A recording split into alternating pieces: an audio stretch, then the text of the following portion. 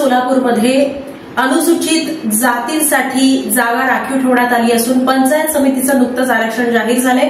रजनी भडकुंबे यांना पुन्हा संधी मिळू शकते। दक्षिणमध्ये मात्र पुन्हा एकदा स्पर्धा या निवडणुकांच्या माध्यमातून पाहायला मिळणार आहे।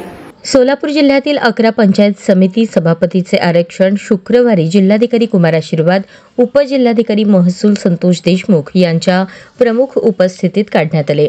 यामध्ये पंढरपूर आणि उत्तर सोलापूर या 2 पंचायत समितीचे सभापतीपद हे अनुसूचित जातीसाठी राखीव झाले असून त्यामध्ये उत्तर सोलापूर पंचायत समितीचे सभापतीपद हे अनुसूचित जाती महिलेसाठी राखीव आहे।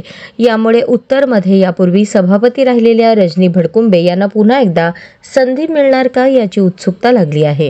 दक्षिणचे सभापतीपद सर्वसाधारणसाठी राखीव झाल्याने त्या ठिकाणाहून भाजपचे युवा नेते मनीष देशमुख यांच्या नावाची चर्चा सुरू झाली आहे। त्यानंतर नागरिकांचा मागास प्रवर्ग यांच्या 3 जागांसाठी बार्शी, करमाळा, सांगोला, मोहोळ, माळशिरस, अक्कलकोट, मंगळवेढा या 7 तालुक्यातून ओबीसीसाठी 3 चिठ्ठ्या काढण्यात आल्या। त्यातून मोहोळ, अक्कलकोट, करमाळा ओबीसीसाठी आरक्षित झाले।